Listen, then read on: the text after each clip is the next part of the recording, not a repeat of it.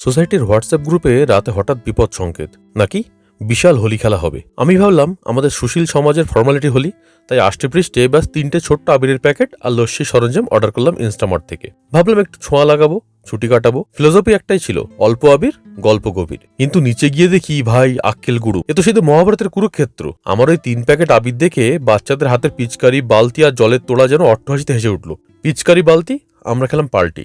বাচ্চাদের পিচকারি রং মেশানো জলের থেকে বেঁচে ছুটতে পালিয়ে এলাম ঘরে। জানালা দিয়ে বসে দেখলাম জীবনেরই রঙিন যুদ্ধ।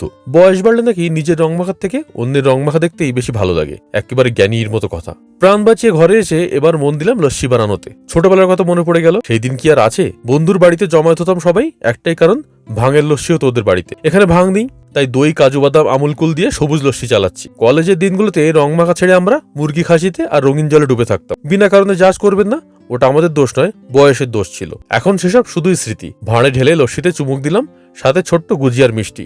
এটা বাঙালি দোকানের গুজিয়া নয়, জাস্ট ইনস্টাগ্রাম ফ্রেন্ডলি। এর আগে জন্মেও কোনোদিন হোলিতে সব আমি খাইনি। দুপুরে ব্যাপক ব্যাপার, মাংস আর ভাত। পেট পুজো শেষে আইসক্রিম চিবোতে চিবোতে চোখে এলো রাজকীয় ঘুম। এই হলো আসল ছুটি। একটা বয়সে এসে রং খেলা থেকে ঘুমানোটাই বেশি রঙিন লাগে। কিন্তু সন্ধে হতেই রিয়েলিটি চেক। রাতের রান্নার দায়িত্ব আমার ঘাড়ে। ভাবলাম চলো আজ বানাবো কর্ণাটক স্টাইল নাটি বিরিয়ানি, যা ডন্নে বিরিয়ানি বলেই খ্যাত। পুদিনা পাতা, ধনে পাতা আর আদা রসুনের পেশায় চলছে। বাঙালি মতে এটা কেমন যেন সবুজ মুরগির পোলাও ঠেকলো। কিন্তু জায়গার গুণ বলে কথা, এদের এটাই আসল বিরিয়ানি। আর আমি তো ব্যাপক বিরিয়ানি প্রেমিক।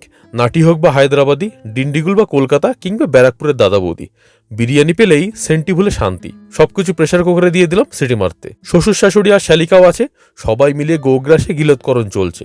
বেশ জমিয়ে ফ্যামিলি ডিনারটা হলো হোলির দিন রাতে।